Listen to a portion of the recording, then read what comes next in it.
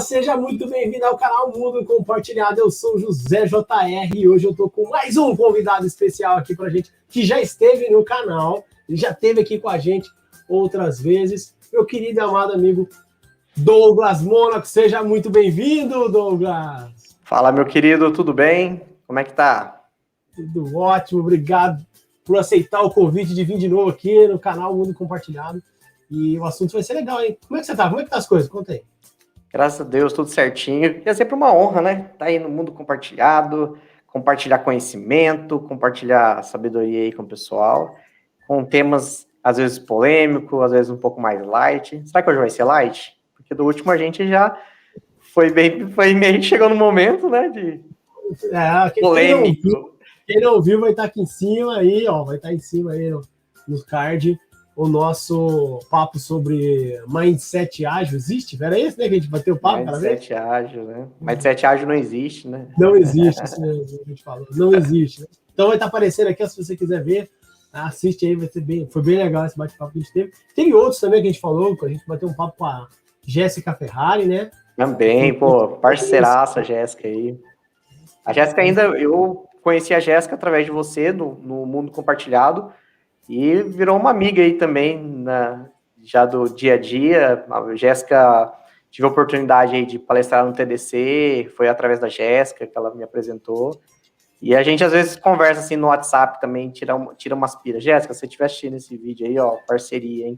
A gente começa a falar começa a filosofar do que é real, do que não é no mundo corporativo, nas lideranças, nos times, e é bem, bem divertido. Muito bom. Vamos chamar a Jéssica para fazer outro pra gente aqui. Né? Vamos, a gente ficou, na verdade, ela ficou devendo alguma coisa lá, né? Ela não, né? Tá devendo a gente falar sobre Enneagrama aqui, né? Ah, era Enneagrama que a gente tava devendo para falar disso. Fica aí, mas... É a gente que tá devendo. Os capítulos, né? Todos nós também, eu também, você, né? Verdade, a gente tá devendo ainda pra Jéssica, é verdade. Aquele assunto dela também era bem, bem bacana, aquela pirâmide lá. Nossa. 5 discussões do Patrick Lencioni. Foi muito bom. Tá aqui também no card, quem quiser ver vai aparecer aqui, na verdade, né? Vai aparecer do seu lado, do seu lado. Ela vai aparecer aqui em cima aí. Algum lugar aí vai estar o card aí pra você assistir. Aí assista aí, tá vendo? Mas hoje a gente vai falar sobre alguma coisa diferente também, né? Vamos falar sobre PNL, né? No mundo corporativo, o que esse negócio serve para o trabalho. E não só para o trabalho, né? A gente talvez dê um pouco de ênfase aqui, pode ser para a área do trabalho, mas é para a vida, né, Douglas? Para tudo, para tudo. Programação neurolinguística você aplica em tudo. Na verdade, gente, a definição, a gente não vai dar aula de que é programação neurolinguística, né? Aqui é mais um bate-papo, mas para que você entenda o que é isso. Você imagina assim, tudo aquilo que você coloca na sua cabeça como verdade, você programa sua mente para alcançar um resultado, uma coisa que você acredita ou você não acredita. Isso aí está dentro da programação neurolinguística, tá? Então, todas as suas crenças, todos os seus valores, tudo aquilo que você coloca como verdade na sua mente, no seu dia a dia, é como você programa sua mente e você passa a ter resultados de acordo com o que você acredita. Por exemplo, eu gosto de dar esse exemplo que é bem, bem clássico. Imagina, fala para mim, Zé, tomar leite e chupar manga, pode? Tomar leite e chupar manga, se pode? Pode. Pode, mas antigamente acho que a avó, né, da galera falava que não podia, né? Não podia, né? E você não acha que essa era uma crença muito enraizada nos antigos, assim, né? Eu acredito. Que esse também, vou dar um outro exemplo desse caso do evento aí, que é quando começa a chover, baixar o espelho, guardar a tesoura. Nossa, esse é verdade. Esse aí, para quem não lembra, para quem não sabe disso, pergunta aí para os avós aí que eu não fazia isso, mas eu me recordo que antigamente o pessoal fazia isso. Né? Eu quero que vocês que estão assistindo também, quero que vocês se lembrem desse. Se você se lembra, Zé, deixar chinelo virado.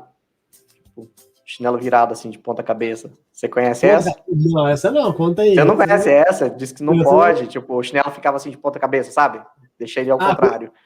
Tem que deixar ele sempre do lado certo. Tem que deixar ele do lado certo. Por quê? A crença é que a mãe morre. Não pode deixar, porque senão a mãe morre. Colocar a mão na cabeça. Vamos pensar o seguinte. Então, PNL é o acrônimo de Programação Neurolinguística. Programação Neurolinguística. Como você programa sua mente através da sua linguagem. Então, tudo aquilo que você acredita, você programa sua mente, você passa a acreditar como verdade. E você começa a responder através das suas verdades. Por que eu dei o exemplo do leite e do chinelo da mãe morre? Porque como você programou somente para acreditar que leite e manga faz mal, logo seu corpo começa a reagir de acordo com aquelas suas crenças. O chinelo virado, com as pessoas que sabem do que eu estou falando ali da crença, quando olham um chinelo virado, já dá um ruim, porque lembra lá da mãe, da avó, falando as coisas, e já vai logo desvirar o chinelo. Então é uma coisa que... E você já responde, a sua resposta, ela já é resultado daquilo que está programado na sua mente. Só que como você programou sua mente para ter essas coisas, às vezes, negativas, você pode programar também para ter resultados positivos. E essa é a magia da programação neurolinguística. É você olhar qual resultado eu quero ter e começar a utilizar ferramentas e técnicas para você alcançar o resultado desejado. E eliminar aquelas crenças que não te servem mais para nada. Então, superstição seria uma crença aí? Uma crença. Tudo aquilo que você acredita, eu acredito que isso é uma verdade. Ou você acredita que aquilo é uma mentira, né? Mas você acredita, é uma crença. Acredita, né? Acredita, é crença. Por exemplo, eu acredito, vamos falar assim, a pessoa acredita que existe vida após a morte. É uma crença.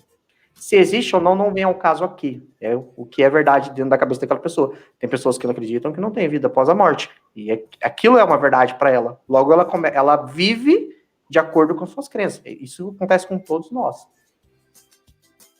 Ah, cara. Então, pegou? Bater na madeira para não dar azar? Crença, tudo crença. E mais uma vez, como eu disse aqui, a gente não está falando que é certo ou errado. Né? Não, a gente está falando que... Trazendo para a consciência que é uma crença. Você que acredita nisso, se é certo ou errado aqui, não é o que a gente está falando. Tudo que você acredita é crença. E fala assim, mas Douglas, o que isso tem a ver no mundo corporativo? Vamos dar um exemplo. Tudo. Vamos pensar num time. Pensar que o time ele pode ser ágil, por exemplo, né, usando agilidade. É uma crença. Começa na crença. A partir dali, você começa a responder de acordo com as crenças que está na sua cabeça e na cabeça do seu time. Interessante, então, né? Você está dizendo que você tem um departamento, uma área, né, uma equipe, um time, ou uma equipa, né, como dizem meus amigos lá de Portugal. Equipa. E eu não trabalho com essa maneira, vamos dizer, com esse mindset, esse jeito ágil, mas eu quero acreditar, eu vejo alguém falando, eu acredito nele, eu viro uma crença para mim que que aquilo ali vai acontecer, e eu começo a adaptar os meus comportamentos de acordo com as crenças que eu tenho.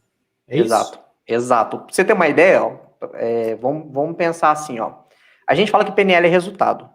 Então, a vida que você leva hoje é resultado de todo o seu passado, de todas as coisas que você fez, todos os seus processos neurológicos, enfim, resultado. Tudo é resultado. Tudo que eu fiz no passado gera uma consequência que, no caso... Isso. Aquela frase, a gente planta agora para colher no futuro, é exatamente isso. E você só plantou porque você acreditou que você conseguia plantar, e você acreditava naquilo, que era aquele fruto, e assim, por consequência, foi tendo resultados. Vamos imaginar um time que quer ser ágil, por exemplo, só que eles não acreditam que eles são capazes de ser ágil. Então, existe uma crença no time, por mais que tenha vontade, exista todo um trabalho, mas se existir uma crença de incapacidade no time, o que você acha que vai ser mais forte? O que eles acreditam, ou uma técnica solta, uma estratégia solta, ou uma crença coletiva do time? Fiquei na dúvida agora, hein? Olha, essa pergunta foi boa.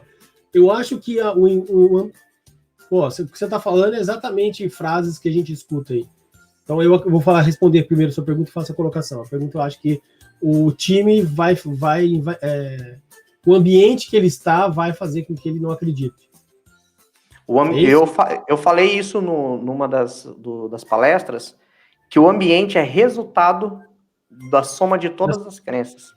Até foi uma discussão até interessante, o pessoal fala muito que a gente tem que ter um ambiente ágil, né? Mexer no ambiente para que o ambiente seja ágil. Eu falei, gente, o ambiente, ele já é o resultado.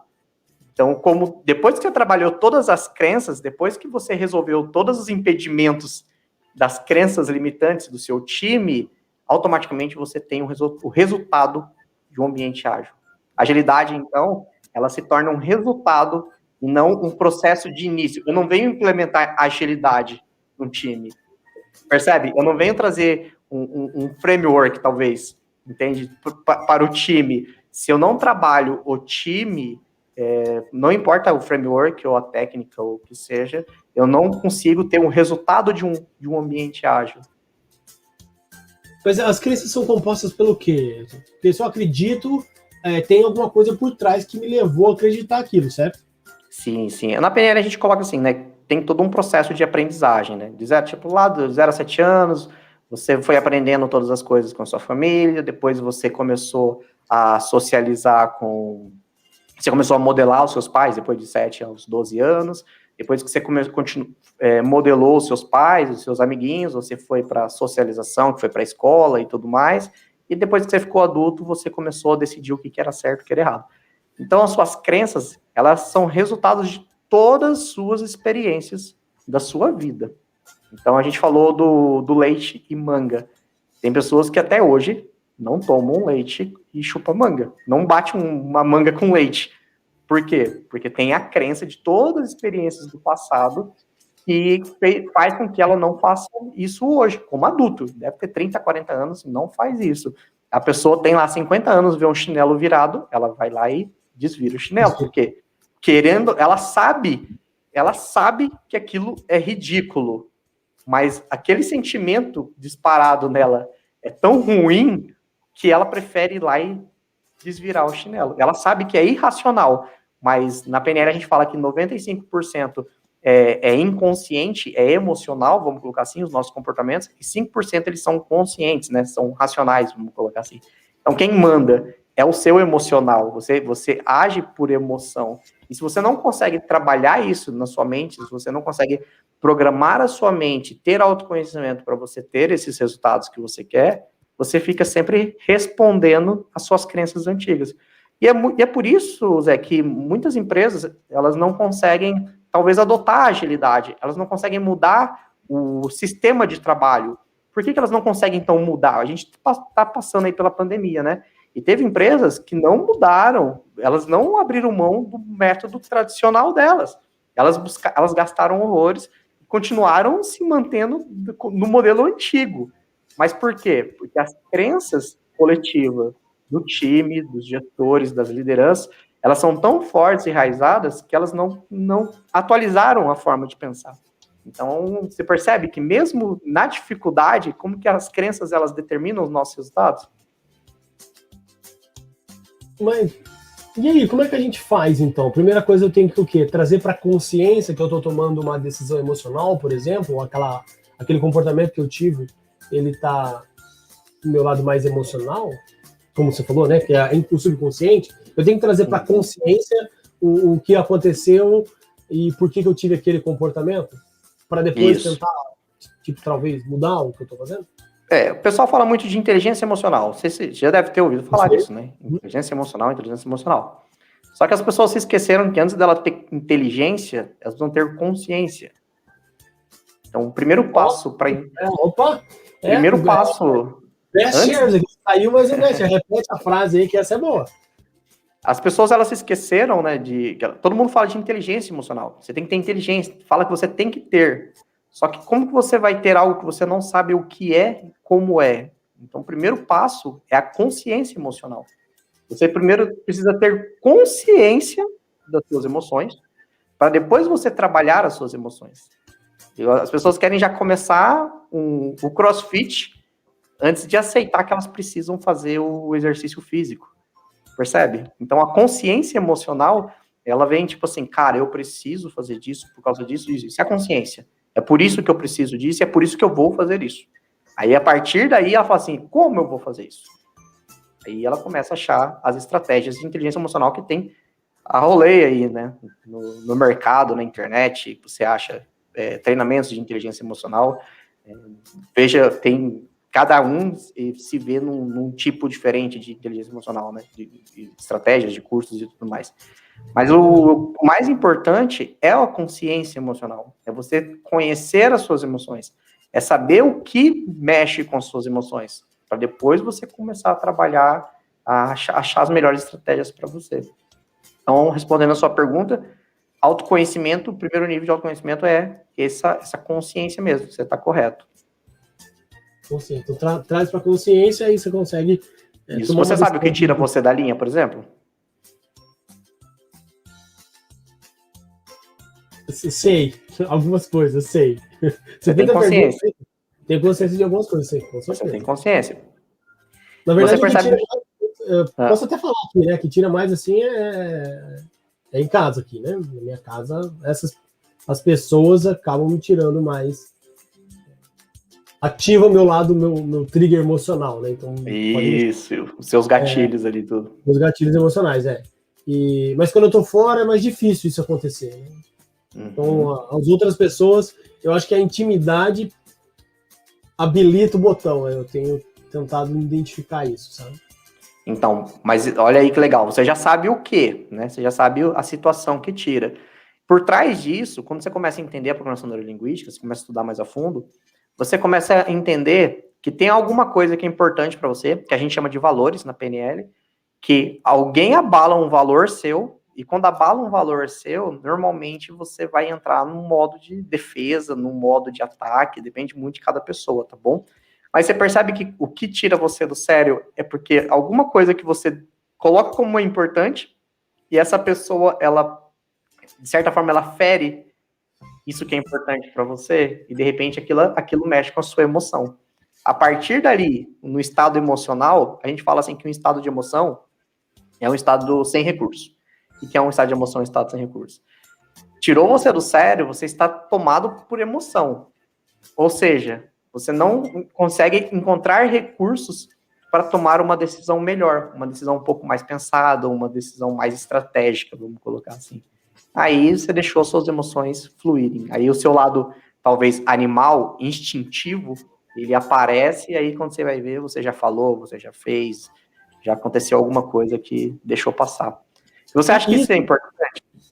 Não, eu acho que é importantíssimo ter essa consciência. Eu tento trabalhar em mim mesmo até para controlar, né? Principalmente quando alguém, por exemplo, fala alguma coisa que, por exemplo, não concorde diretamente, né? Eu gostaria de entender, mas ele não me afeta, né? Eu não deixo levar para o meu lado emocional, tirando a exceção que eu te contei aqui, né? Tem pessoas, no caso, principalmente os mais próximos aqui, que me dizem, meu pai, por exemplo, hoje ele já não tira mais.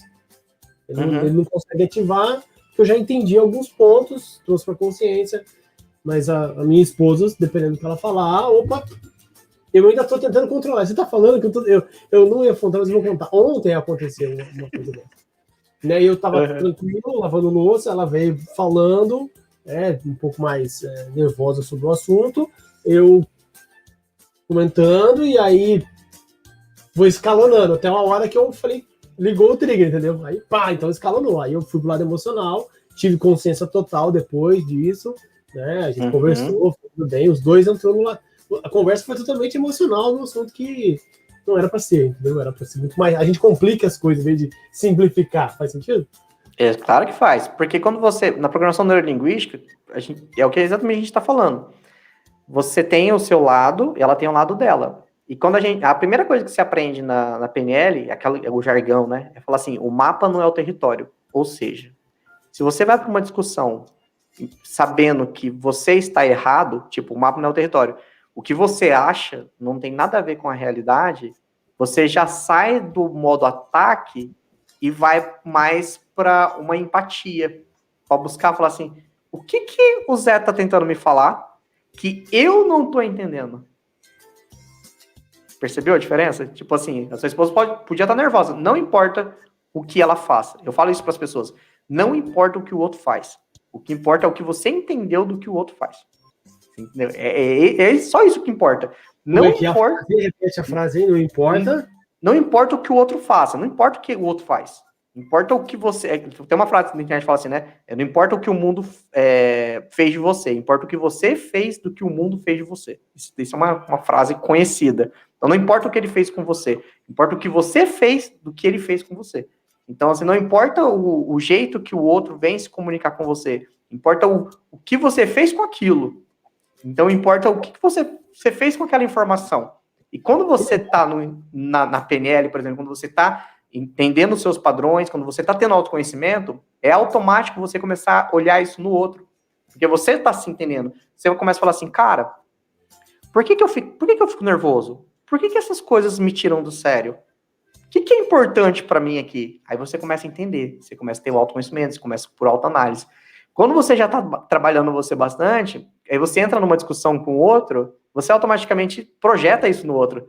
Você fala, meu, o que o Zé está tentando me falar que eu não estou entendendo? Você se coloca no processo e olha de uma posição diferente. Aí você fala, até que você consegue enxergar. Você fala, pô, isso é importante para essa pessoa. Provavelmente para sua esposa, do jeito que ela falou, talvez, aqui não vem ao caso especificamente a briga, mas assim, a discussão, mas ela veio falar uma coisa que é importante para ela. Você entende? Então, mas é importante para ela. Aquilo é importante para ela. E não porque não é importante para você, não significa que não é importante. Entendeu? Então, assim, quando você entende os valores do outro, você entende os seus valores, entende os valores do outro, aí você consegue ter mais empatia. Você fala, cara, como que eu posso fazer para que o Zé se sinta bem? Porque isso aqui é importante para ele. E isso aqui é importante para mim. Aí você começa, nos relacionamentos, você começa a negociar. Fala, pô, como que eu posso alcançar o meu valor? Como que você consegue alcançar o seu valor? Quais as estratégias que a gente pode casar para que os dois ganhem, sabe? Não só um ganhe. É bem bacana isso aí. Duas perguntas, então. A primeira delas é a seguinte. Você comentou aqui sobre times, né? No começo aqui do nosso papo. Sim. Você acha que é importante a gente, por exemplo, reconhecer quais são os valores de cada... Por exemplo, tô num departamento, aí você que tá vendo o vídeo aí, chama, não sei como é que é a sua empresa, onde você trabalha, mas vou falar todos os nomes que eu conheço. Departamento, área, time, equipa, tribo, qualquer outra coisa. Né? Legal. Você faz parte ali deles, né? Você tá ali na parte de trabalho. Vale a pena, sei lá, é importante, vale a pena, não sei qual é o termo, da gente tentar reconhecer, não é reconhecer, é conhecer os valores um do outro. Você acha que isso vale para um time, para um grupo?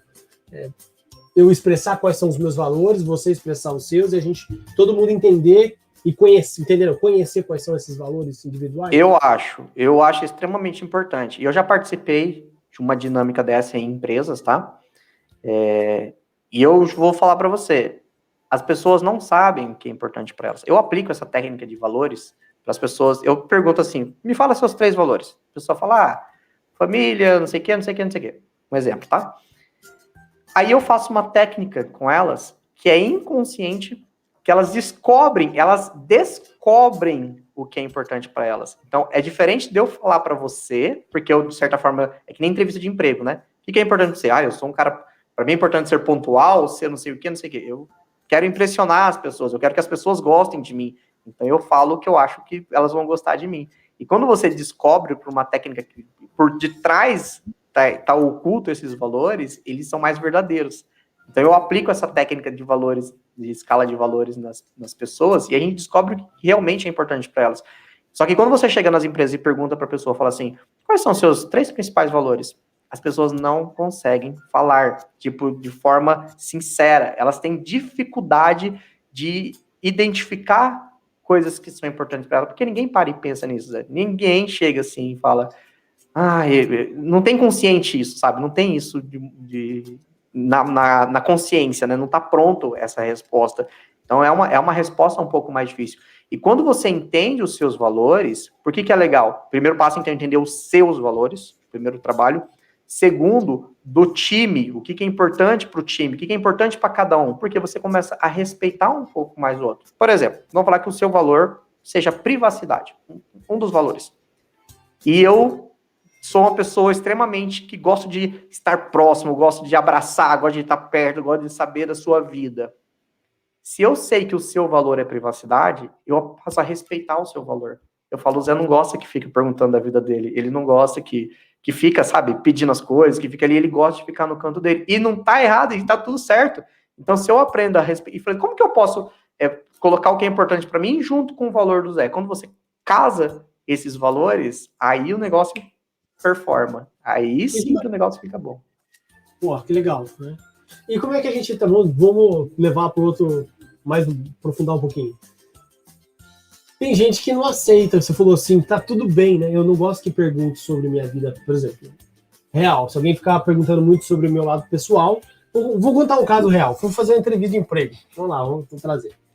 Me chamaram, Zé, não sei o quê. Fui lá, entrei online, isso foi já há alguns anos, online para fazer o primeiro bate-papo.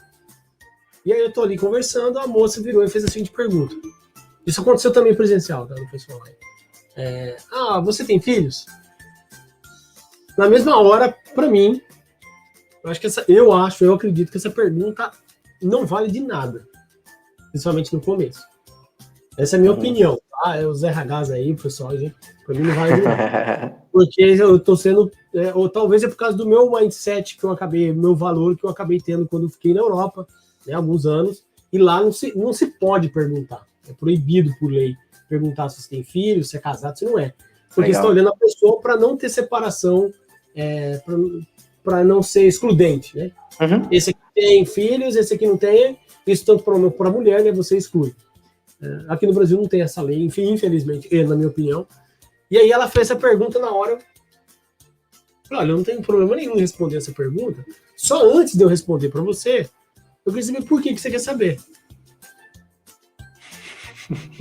Bom, nesse caso do online, nunca mais a mulher falou comigo. E eu tenho certeza que foi por causa disso. Porque ela ficou muito surpresa, né? Estou a pergunta de eu ter perguntado isso. Não, é pra gente se conhecer. Eu falei, não, eu acho estranho. Né? Se fosse na conversa e eu te contar, seria uma coisa, mas você veio de cara, assim, na segunda ou terceira pergunta, ela já mandou essa, né? Perguntou uma coisa muito pessoal. E aí eu fiquei meio assim. E aí, é um valor... Pergunta, então, aqui. Isso é um valor meu ou é apenas... Ou, na verdade, o meu valor... Acho que eu trazendo para consciência aí para todo mundo aqui. O valor é a intimidade, né? Eu gosto de deixar minha intimidade não exposta, né? Nesse caso aí. Então, por que isso te fere? Você percebe que isso te fere de alguma maneira? Tipo, sim, passar essa informação? Me incomoda. Opa, por que estou perguntando? Saber o porquê, né? O motivo da pergunta. Né? Incomodou, Zé? Você tem que pensar assim, ó. Te incomodou? Aí tem. A gente sempre fala isso. Você viu um vídeo que alguém falou alguma coisa. Te incomodou? Ali tem alguma coisa. Alguém falou alguma coisa pra você? Te incomodou? Existe alguma crença ali, alguma coisa ali que faz você ter esse comportamento. Percebe que você já teve um sentimento? Na hora que ela perguntou dos seus filhos, já não veio um sentimento em você? Estranho, um sentimento desconfortável, talvez? Eu não sei exatamente qual. Não sei te falar qual é o sentimento, assim, mas você percebe que mudou. E você estava numa linha, a pergunta te tirou de uma reta. Percebe? Você estava, tipo, teu nome, não sei o quê, de repente, não foi a mesma coisa que perguntar seu nome. Percebe que movimentou? Então, você, nesse momento, se a gente falando dos valores, alguma coisa é importante para você, que para você protege, e isso mexe com as suas emoções. Ela tocou exatamente nisso. Agora, por que você protege isso? Não tem como eu te falar o porquê que isso é importante para você. Porque os valores, eles são pessoais. E isso é até perigoso para que a gente não aconteça aquilo dos rótulos. Sabe que a gente fica rotulando as pessoas? Então, não tem... A gente conversou sobre isso. Isso, não tem como eu falar assim, não, é porque para você, família é importante, porque privacidade... Eu tô falando, aí a gente volta na primeira ferramenta, do mapa anel território. O que eu acho sobre você não tem nada a ver com você. Então, se eu falar que não, você guardou, porque para você é importante a sua privacidade, aí de repente eu falo assim, não tem nada a ver. Eu só não gosto de perguntas idiotas, entende? Tipo, coisas assim que podem não estar conectadas. Por isso que o nome disso é autoconhecimento. Não é eu conhecer o Zé. É o Zé conhecer o Zé. E ele pode falar, você pode falar melhor sobre você do que eu sobre você. Eu com conhecimento dos perfis comportamentais que a gente falou do Enneagrama, né, no começo, a gente consegue ter uma ideia de como é uma personalidade, de como que você se comporta, mas, na verdade, a fundo, é só você que pode falar sobre isso. Entendeu? Então, você vê como que é importante. Então, exatamente, você falou a frase que eu ia falar aqui. Você acha que isso é importante para o líder, para líderes? Quer dizer, executivos, conhecer um pouco sobre esse negócio, esse assunto chamado PNL para você ser o melhor líder? E como que a gente pode dar uma dica, pelo menos aí, como eu, como líder, né? Ó, quem estiver vendo aqui como líder, ele pode usar isso a favor da empresa, né? Não manipular, né? Não estou dizendo nada disso, tá? Sim. Usar para ele ser melhor líder, esse é o ponto. Como eu falei para vocês no começo, programação neurolinguística, então, é como você comunica, né, com a sua mente, através da sua linguagem, tanto verbal quanto não verbal, e você começa a programar a sua mente para você ter os resultados que você quer. Pensa comigo, e PNL, básica, se eu trocasse por uma outra palavra, programação neurolinguística, eu trocaria por uma palavra chamada comunicação. Porque de todo momento, você está comunicando tanto verbal quanto não verbal, tanto internamente como externamente. Todo o momento. Você vê, sua cabeça não para. Até quando você está dormindo, a sua cabeça está trabalhando, você está sonhando. Então, sempre tem comunicação. E PNL, então, se eu trocar por uma outra palavra importante dentro da programação neurolinguística, seria comunicação. E comunicação é a base de tudo para qualquer resultado. Se você não sabe transmitir uma mensagem, se você não sabe se fazer entender, se você não sabe fazer a leitura das pessoas, do seu time, você vai fazer uma análise errada, você vai comunicar errado, você não vai ter rapport, você não vai ter relacionamento, e aí começam a vir todos os problemas. Então, programação neurolinguística, eu falo que todas as pessoas tinham que saber programação neurolinguística. Todas as pessoas. Tinha que ser uma matéria na escola. Porque se você começa programação neurolinguística na escola, por exemplo, pode ter certeza que os bullying da escola já cai aí drasticamente. Porque você começa a se preocupar também com o outro. Você cuida de você, mas você começa a falar assim, como que eu vou entregar melhor? Será que eu devo... Como que eu devo falar com o Zé? O que é importante para ele? Aí você quer ter um resultado melhor, você começa a se programar para ter aquele resultado que você quer. Então, se você começa a aprender isso desde a escola, aplica isso em casa, na sua família, educação de filhos, por exemplo, muito, muito bom. O pai fala para a criança assim, não sobe em cima do sofá. A criança vai e sobe. Não sobe em cima, não faz isso, não faz aquilo. Na linguagem, o cérebro, por exemplo, no não, ele está excluindo a palavra não e mantendo todo o resto. O que sobra, por exemplo? Não sobe em cima do sofá. O que você está programando na mente do seu filho? Sobe em cima do sofá. Poxa, você falou isso agora. Dica, como é que eu falo então, se não é para subir? Não pode subir, não é para subir, como é que eu posso falar? Fala o que você quer. Pensa nos seus liderados. Você não quer que o cara chegue atrasado. Não é para chegar atrasado. Um exemplo. Perfeito. Tá? É a consequência de chegar atrasado, o que vai acontecer? Não, fala. O que você quer? Você quer que ele seja pontual. Perfeito. Fala, Zé, seja mais pontual, né? Tá aqui, a gente está tendo um problema por causa disso. Não é chegar, Zé, não chega atrasado, porque automaticamente seu cérebro vai eliminar ou não, e você começa a programar o restante, sabe? O que sobrou.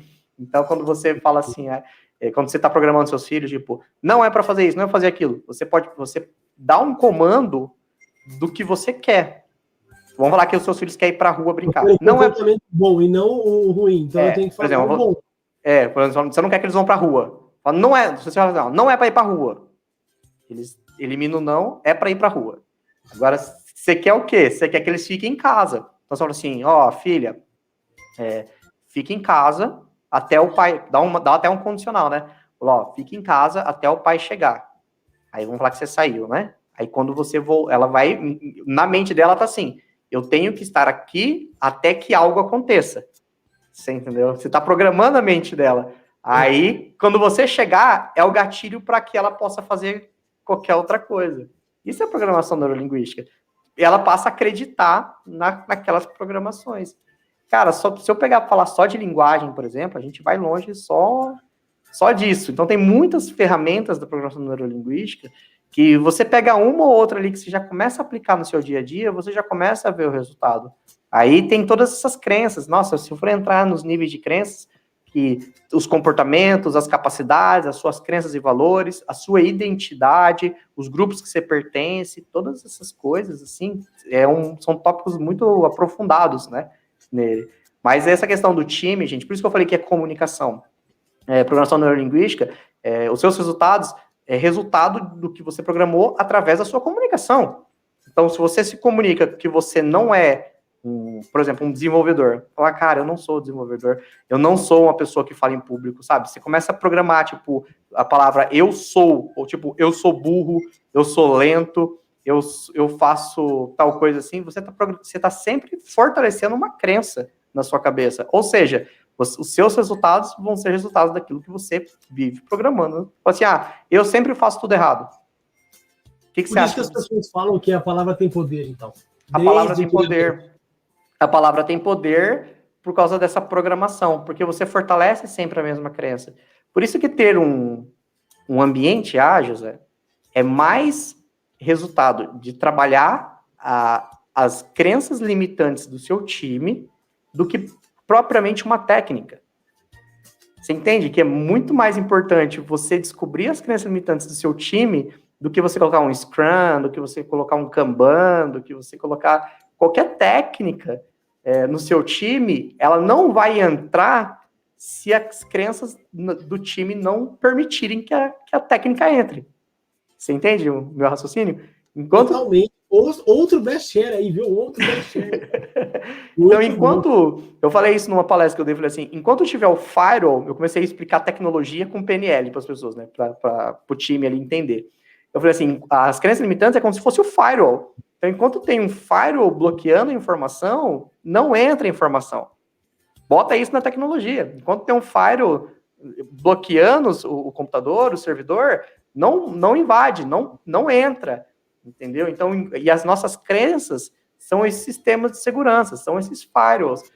E saber como bypassar o firewall, como passar pelo firewall, que é o segredo. Quando você entende como se comunicar através do firewall, aí você consegue colocar informação. E por isso que para os gestores é importante de programação neurolinguística, porque eles aprendem a fazer a comunicação correta e conseguem colocar a informação que eles querem colocar.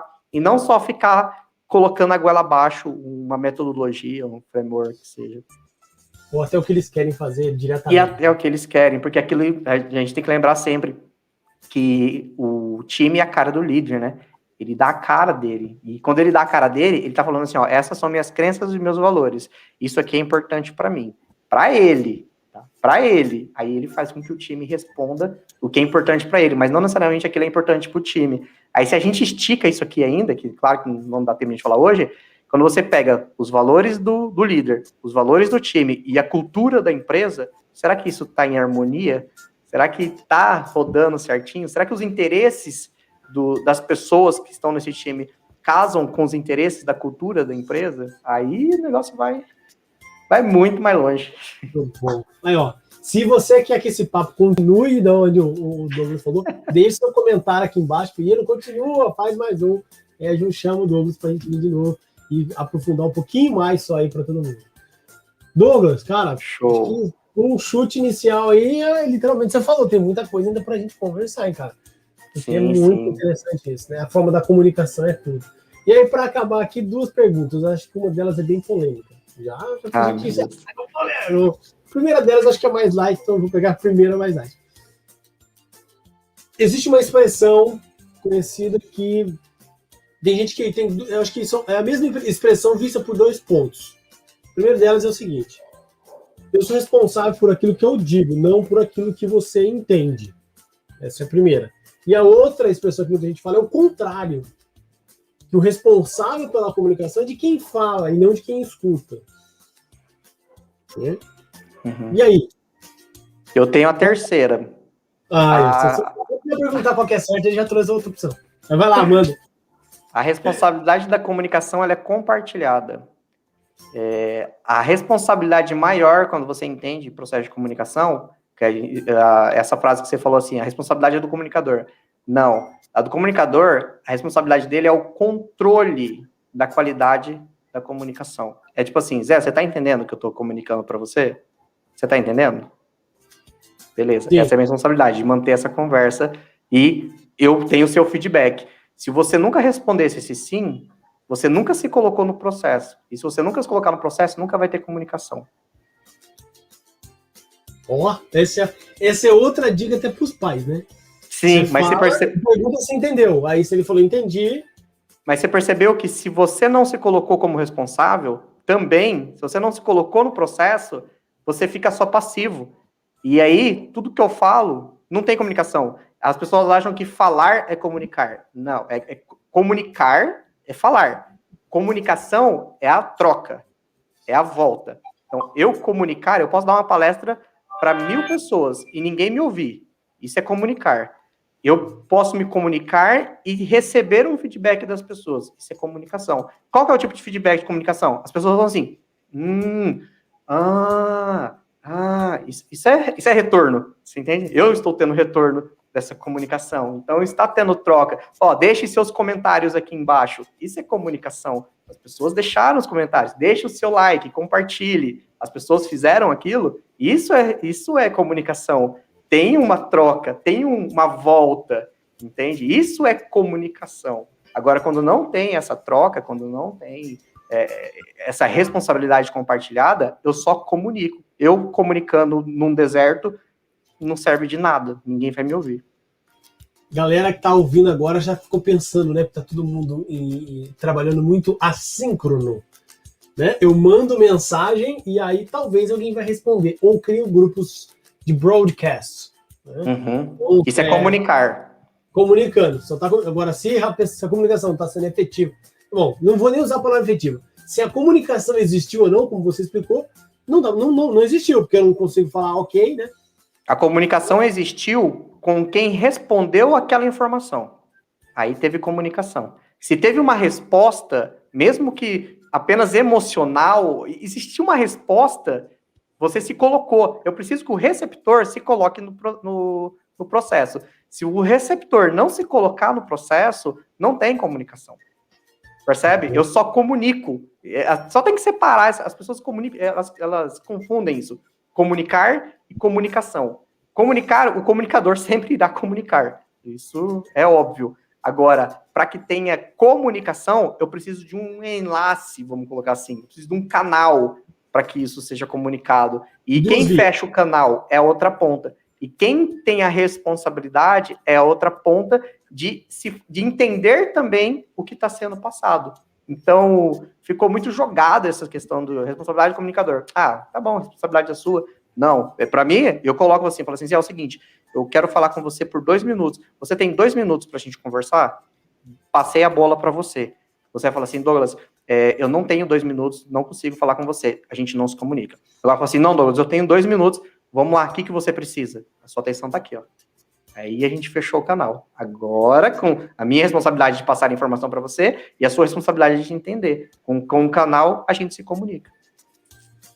Maravilha! E para a última pergunta, antes da gente, infelizmente, ir embora, essa é mais polêmica. Eu ouvi dizer, e agora vou ser bem daqueles infelidos, tipo, meu amigo um dia me disse, né, que a PNL está, entre aspas, a neurociência está provando que ela não existe. E aí eu queria saber se você tem alguma informação sobre isso, você pode compartilhar essa visão, se essa afirmação é uma afirmação correta ou não.